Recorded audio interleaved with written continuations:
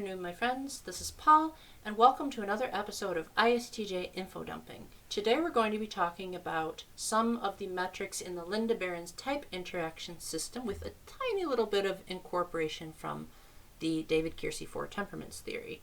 And of course, as you all love on this channel, I will try to break it down into simple, easy to relate to terms, so that I'm not confusing the heck out of you like some intuitives might try to do. Now, most of the time I have talked about the cognitive functions, which are ways in which people take in and output information.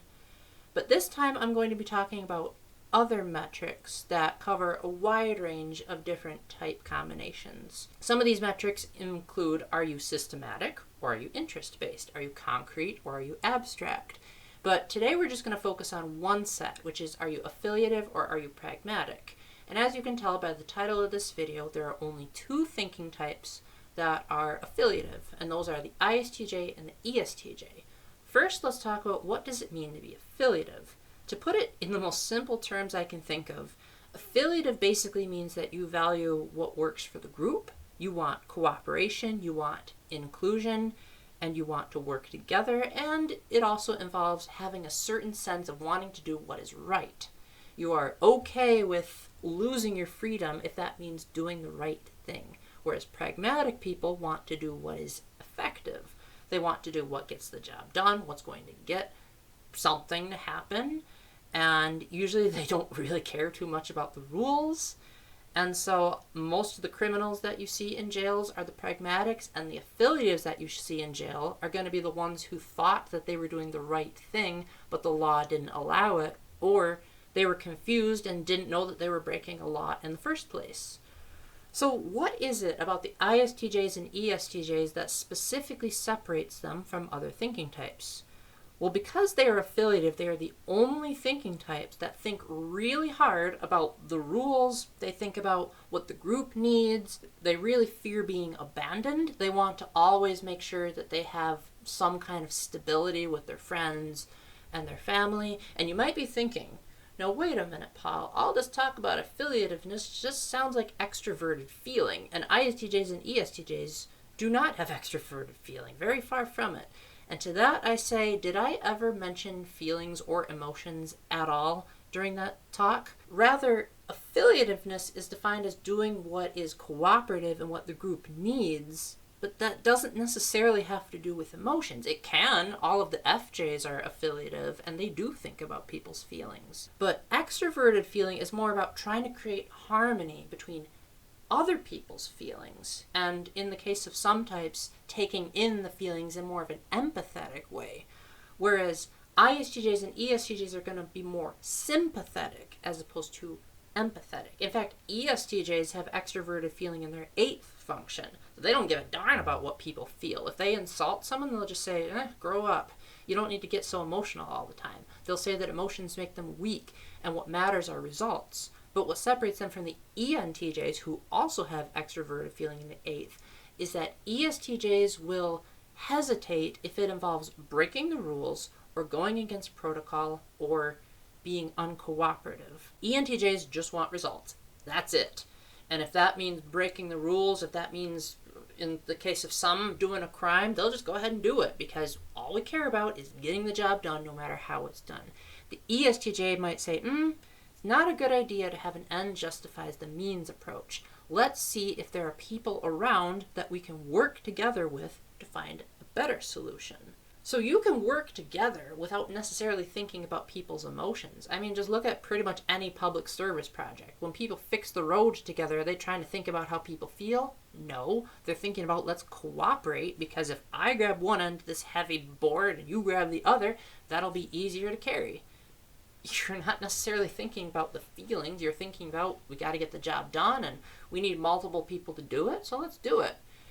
ISTJs and ESTJs, the way that they show they're affiliative probably the most, and what really separates them from the other thinking types, is that they will never let you forget about the rules and how you flagrantly disobeyed them. They are the types that if they are in the passenger seat while you are driving and you go over the speed limit, they'll say, no, that's against the rules. If the cop pulls you over, I have no sympathy for you. So there you can see the extroverted feeling is very low because the FJs would have been much more tactful about the way that they said it. But they do care about the group's needs because they might not necessarily be saying it, but what they're thinking is, if we follow the rules, then that'll minimize the probability of getting a ticket. And if we minimize getting a ticket, then we can save the money for doing something that we actually need the money for. So a lot of times, in the moment, they might not necessarily know how to explain it, but ISTJs and ESTJs, the reason why they want people to follow the rules is because that they think that that's the best way to keep their families safe. They are the guardians. All the SJs are the guardians temperament, which means that they care greatly about preserving that which has been proven effective before. Their introverted sensing being very high means that they're going to have a certain reverence for the past. And with their extroverted their extroverted thinking is going to make them want to do what gets results and what is based on empirical, objective data. So objective data means that it's not based on their own reasoning, it's based on collective reasoning. So whether that's common courtesy, whether that's the rules of the road, whether that be the do's and don'ts of dating, they will typically have some kind of system to get things done. And this system often extends to the way in which they can come across as being a lot nicer than the typical thinking types. Depending on the feeling type, this can sometimes come across as them being a little bit awkward, but not awkward in the same way that all the NT types are. More so in the fact that they try so hard to follow a system of politeness that they don't know how to adapt and be polite in the moment, like, say, the FJ types do. To give you an example of a time that I was being very affiliative but showcasing very low extroverted feeling, was there was one time when I was at the gym and I was trying to talk to one of the customers, and I noticed that she was like turning her shoulders away from me like that. Well, technically it was this way because she was walking that way. And I initially was like, oh dear, I must have done something to offend her, because according to the research that I did, when a person's shoulders are not facing you, it's highly likely that that person is not interested in what they're saying, but if their face is craned towards you, then that means that they are trying to be polite. They just don't care about what you're saying. So I went up to her the next chance I could, and I said, hey, I wanted to apologize for boring you with what I had to say. I'm sorry that I caused you discomfort. And she said, well, why do you think I did that? And I said, well, because your shoulders weren't facing me, and so therefore, according to my research, that means that you probably weren't interested in what I was saying. She's like, no, I was just in a hurry to work out. I was very interested in what you had to say. Now, whether or not she was telling the truth, obviously there's no way to verify that, but I certainly could have approached that with a lot more tact. But you notice how I was thinking about the group, because in that context, the group involved the two of us. What would work for the two of us? Well, in that case, ideally, if we were a group, then the ideal solution would be to come up with some kind of topic or interest that would benefit both of us. So in this case, I thought, well, I work at a gym as a janitor. She's a customer. And so my duty, there's that duty again that you hear from all the high introverted sensors, is to welcome people and to make sure that if there's anything that they need, I can get it for them. So there I'm following the rules. I am doing protocol, so there's more affiliativeness, but I am not noticing how she is actually feeling. I am going off of an external system of thoughts, which isn't necessarily indicative of people's emotions, it's just psychology. Now, what would an extroverted feeler have done? They would have probably taken into account more of like the person's vibes or the words that they were saying, rather than just verbatim quoting off a source online. That also means that the ISTJs and the ESTJs are probably going to learn from their mistakes a heck of a lot more than the other thinking types and genuinely make an effort to try to fix it, because they have introverted sensing really high up. That means they compartmentalize everything. They're always comparing and contrasting between the past and the present. And so if something in the past happens that caused someone discomfort, well, I can't speak for the ESTJs. They can be a piece of work with how much they love yelling and forcing people around. We ISTJs are going to feel naturally very bad about it, because we'll say our duty was to protect people and we failed. So what can we do better? Well, we can learn from that mistake, that's for sure. And so as a result, typically you don't see ISTJs or ESTJs making the same mistake twice. Typically you'll see that they really do learn from their mistakes quite a lot better than the other thinking types.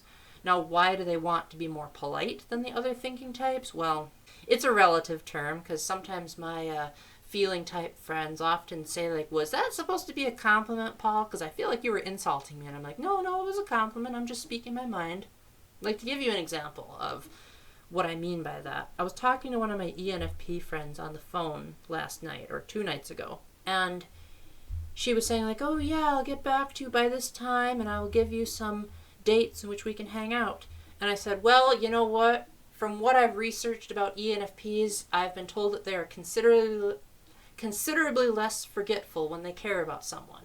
And she started laughing at that, because she's like, so you're saying I'm usually forgetful? And I'm like, oh, no, what I meant is that you'd be less forgetful. She's like, so you're still saying I'm forgetful then? So she was still a bit taken aback at how the TJ in me just wants to say whatever is on his mind. Even if it comes across in my mind as a compliment, it could still be an insult to someone else. So there's the low extroverted feeling. But you see how I'm really genuinely trying to make sure she feels included, and to make sure that she can tell how much I care about her and how much I care about our friendship, because I'm referencing our group dynamics and saying, hey, because you care about me, because you are including me, inclusiveness is part of affiliativeness, therefore it's going to make you less forgetful, and I don't like it when people are overly forgetful. Heck, I'm really hard on myself when I am forgetful. And so I was trying to say, hey, thank you for being so not forgetful. And it just came across in such a wrong way. So I am trying to get better at that, but knowing me, I'm probably just going to keep making mistakes the rest of my life, but I usually will learn from those mistakes because I compartmentalize everything with my introverted sensing. So long story short, ISTJs and ESTJs are going to be way more concerned with following the rules than any of the other thinking types. They might hesitate at doing something that's effective if that means that it'll put the group at risk, or it'll involve working alone instead of working together. They are not going to care too much about freedom. In fact, they are going to say that if you ask them, like, what is freedom to you, they will say, to me, I do whatever the rules allow, and if the rules are vague, then I'll go ahead and do it as long as it doesn't contradict one of the rules.